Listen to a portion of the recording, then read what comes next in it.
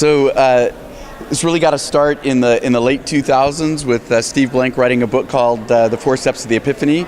My first book was Entrepreneur's Guide to Customer Development, which was called a cheat sheet to Steve's book and is actually available in Russian. And so then I also have written 2 other books, The Lean Entrepreneur and The Lean Brand. The basics about this methodology are we want to establish a new way for entrepreneurs to build businesses. And so back in the 90s and the 2000s, we did it all wrong, which was basically just believing our ideas were true just because they were in our head. And so there was lots of failures, mostly in Silicon Valley and in the United States. And so coming out of that, and I worked in several of these companies, coming out of that, we've developed these new methodologies where we're allowed to go out and speak to our customers and test our hypotheses, test our assumptions before we waste time, money, resources, creativity, building things that nobody wants. And so it works here in the United States, it works all over the world. I'm lucky enough I get to travel all over the world. I was in Moscow a year ago, and we're teaching entrepreneurs all over the world how to use these methods, and it can be used everywhere because basically it's simply testing the ideas that you might believe in your heart to be true but haven't been proven in the marketplace yet. So if we can prove these ideas before we spend a lot of time and money, then we know we're more likely to be on the path to success. So the first step is to simply not believe everything you think is true. So there's a level of self-awareness and admitting to know everything. And so elements of this model that face uncertainty, in other words, it's not knowable. And so even just admitting that is a great first step. The second thing to remember is, in the end, it's the market that decides. So it's your customers that are going to decide whether to buy your product or download your app or use your app, right? It's the customer that ultimately decides. So the second step is really go out and meet your customers even before you've built the product. Go and understand them. What are the needs that they have? What are their pains? What are the problems that you can solve? And if you can validate that there's a problem out there, that somebody is looking for a solution to that problem, well then as an entrepreneur, you've taken this first step. You're now on the way to providing a solution to those problems. And believe me, that's where success comes from, is solving real customer problems. So the first 2 steps, don't believe everything you think. You need to validate it in the marketplace.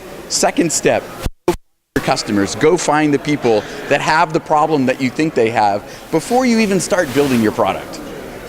Yeah, so early on it might be, instead of selling, you're actually having a conversation with them to learn about it. So buy them a cup of coffee, buy them lunch, use your network, use your friends of your family, friends of your friends. And if you think that they might have this problem that you want to solve, you take them out to lunch and you simply talk about what's a life like within the context of the product that you want to build. So what are the things that you actually have? What keeps you up at night? Is there a problem of yours that I can solve? So for example, I like to teach large enterprises how to do lean startup. And so I might call someone on the phone and invite them to lunch or out to a coffee, and I can say something like, "Hi, I'm Brant Cooper. I help large enterprises innovate." When I talk to CEOs of large companies like yourself, I often hear that they don't have a good relationship with their customers. They don't understand their customers' needs. Do you have that problem? And so it's called flipping the conversation. I talk about myself briefly, then I talk about the problems that I think that somebody like you in my market have, and then I ask you if you have that problem. So what is the response going to be? One, the person's going to say, "No, I don't have that problem." So now you know you've talked to the customer. You can leave. You can go on to the next meeting. Or you might say, "Yeah, I've got that problem, but there's this other problem I have over here which is much worse." And now as an entrepreneur, you're thinking, wait a second, if I go and solve that much worse problem, maybe there's a bigger market opportunity. Or the third thing you might say is, "Yeah, I do have that problem." And now you've found your customer. And now the conversation can proceed about, well, how might we solve that problem together? I've got technology that I think will solve your problem. And so right then and there, in a very short meeting, I can validate whether my ideas might work out in the marketplace. And you don't have to do this 1,000 times. You don't even have to do it 100 times. You're just trying to find a handful of people that admit that they have that problem and that they would pay for somebody to solve it. Now you're ready to start going and building maybe a prototype or using your information. Hey, I'd like to build prototype of the product. Can I come back and talk to you again when I built this prototype? You can tell me whether you think I'm going down the right path. And there again, I'm trying to form a long relationship that in the end, I hope was going to result in buying my product. But I start with just a simple conversation about whether you have the problem I think you have. Actually, the way Twitter started was that they were using it as an internal messaging tool. And so there were people inside the company while they were working on a completely separate product. They weren't working on Twitter. And they were using this internal messaging tool, and they limited the number of characters just arbitrarily based upon the amount of memory that they could use. It was a mistake, actually.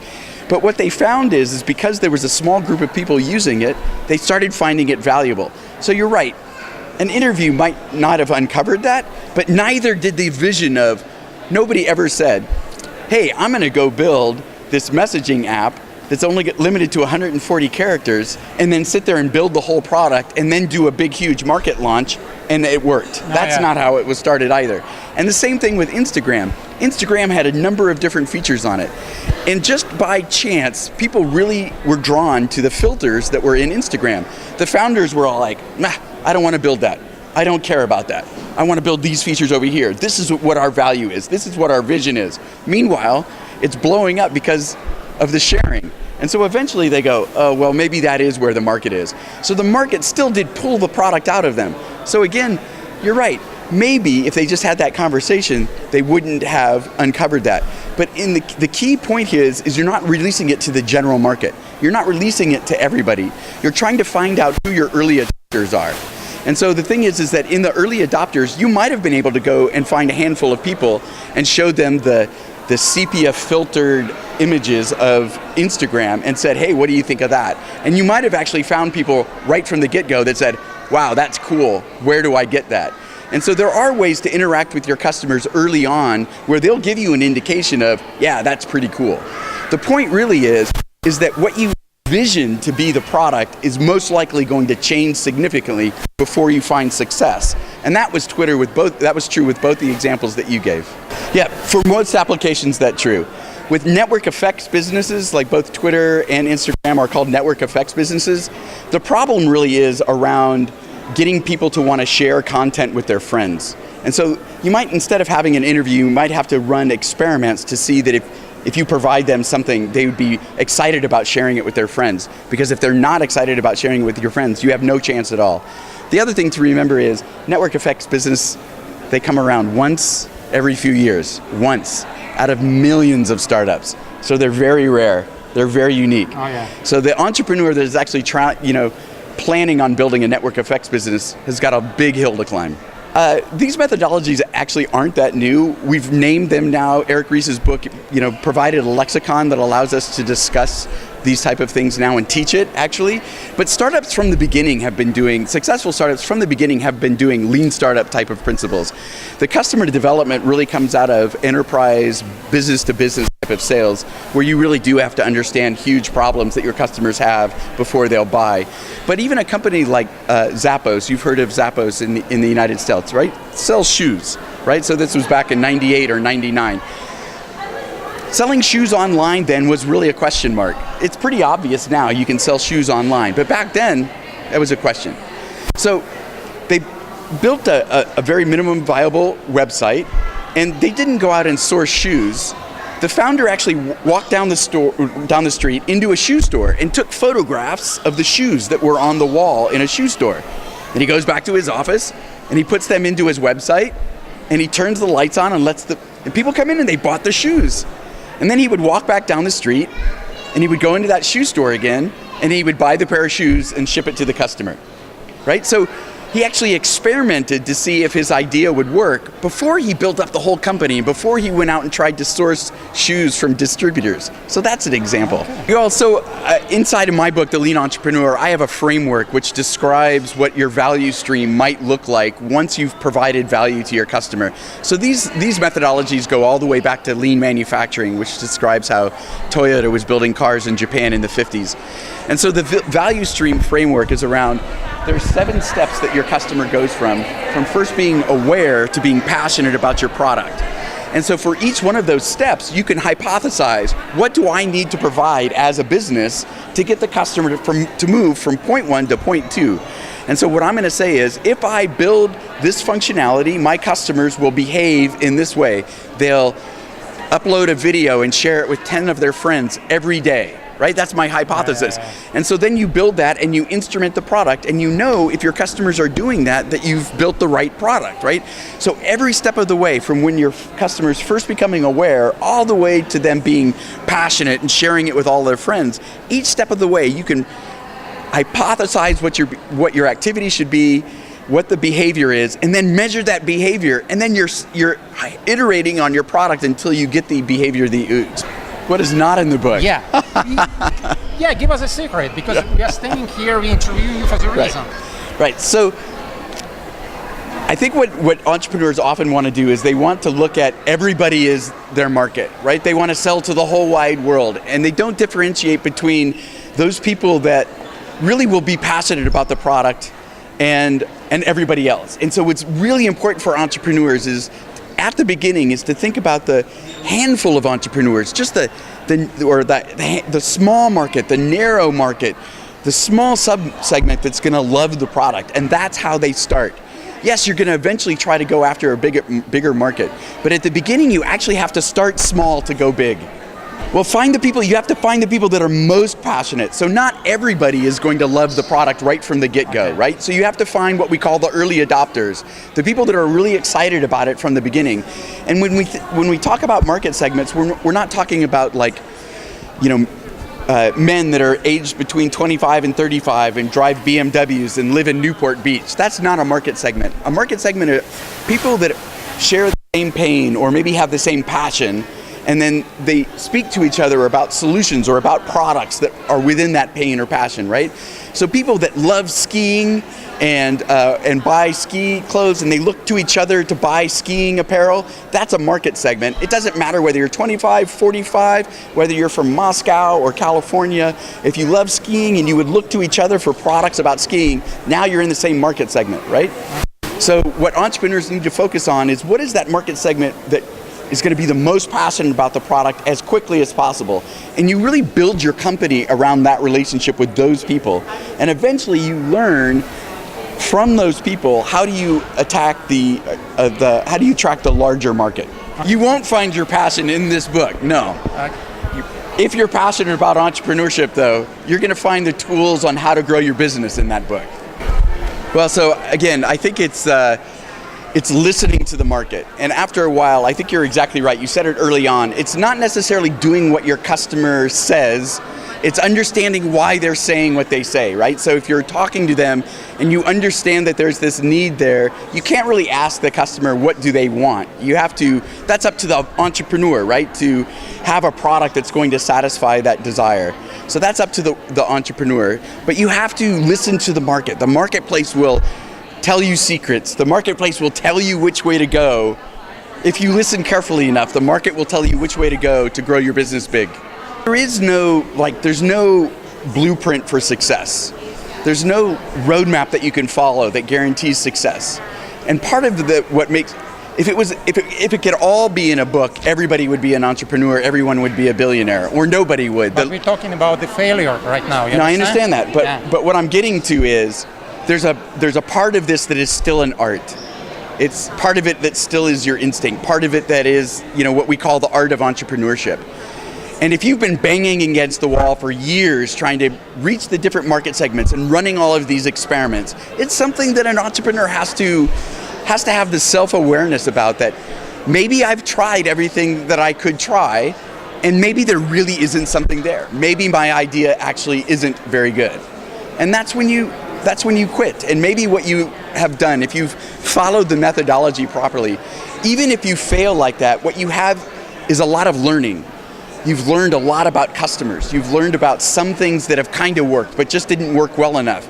Maybe you know something that customers are willing to pay for, but just not pay enough for. So hopefully after that, from that journey, that even when it resulted in failure, you've learned a lot. And then you take what you learn and you go try again. You try a different solution. You try a different product based on what you've learned. And if you actually are able to do that, then that whole effort that resulted in failure wasn't a waste of time, right? Because what you have is this nugget of maybe some other market that you could go after. Whereas if you don't follow the methodology, you're still likely to fail. It's hard out there. You're still likely to fail. But if you haven't learned anything, that's massive failure, because then you have nothing to go to next. So investors often push their companies too quickly to scale when they're not ready to scale. You follow me? Right? Oh, yeah. You try to get them to go too big when they haven't yet discovered what that true value is that they're providing the marketplace. And if you get a company to try to scale before they've provided that value, that company will fail. Well, so the thing is that the validated learning that we teach inside the book is really the way investors should look at their portfolio companies. It's not like you can't worry about the money ever, right? But you should be able to measure on a weekly basis that there's growth in the right metrics, right? That they have more users, that their users are engaged with the product on a weekly basis or a monthly basis. That they're passionate and they're sharing the product with other people. So there's specific things that an investor can use to measure the progress and hold the teams accountable as they spend your money, right? It's just not scale. You have to wait until they find that product market fit, and then you say, spend your money on marketing and sales because you're ready to go. I started out as an IT manager. I was sort of a technical person. And through the 90s, here in the valley. In the valley. So in the 90s and 2000s, I worked at several startups. One of them IPO'd. One of them was a crashing failure, and one of them was sort of in between, right? So I learned some of the lessons of success. I learned some of the lessons of failures. I started in IT management, and I also assisted sales, and I ran professional services, and I did sales and marketing. So in the end, I was in charge of marketing and product management and business development. So I saw all aspects of the startup business, which I love, right? I didn't want to specialize in one thing.